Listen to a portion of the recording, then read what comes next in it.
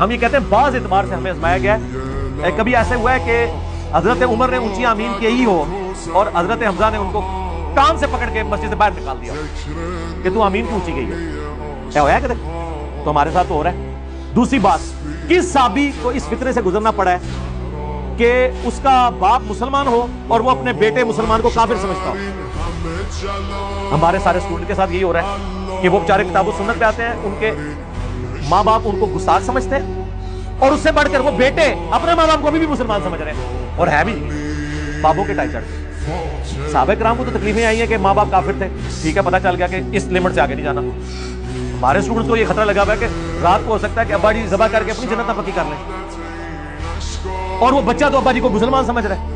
یہ ازمائش کی صحابی کو گزرنا پڑا ہے. یہ ہم نے ایک خاص بات کی تھی ایک خاص فیلڈ میں, یہ میں رونا رو رہا تھا اور میرا اس میں جملے کہ ہم پہ اس اعتبار سے مشکل وقت آ گیا. تو سرکار کیا آج دین پہ چلنا صحابہ کرام کے اعتبار سے دیکھا جائے تو زیادہ مشکل نہیں ہے؟ میں نے کہا تھا ہم پہ مشکل وقت آ گیا.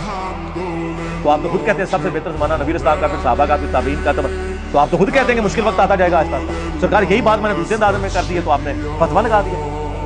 اس سے بڑی بات اگر کوئی کہتا ہے اس کو حدیث سے ثابت کریں تو سنیں جناب, ترمذی میں حدیث ہے, نبی علیہ السلام نے فرمایا جب دین میں فتنوں کا دور آئے گا, جو شخص دین پہ چلے گا اور صبر کرے گا اسے 50 بندوں کے برابر اجر ملے گا. صحابہ کرام نے کہا کہ 50 اس زمانے کے, فرمایا نہیں, تمہارے 50 کے برابر اس اکیلے کو بعد میں آنے والے. ہمیں کئی اعتبار سے 50 صحابہ سے زیادہ اجر مل رہے ہیں. یہ تو حدیث ہے نا, مجھے نہ آپ چیلنج کریں. اچھا آگے چلیں.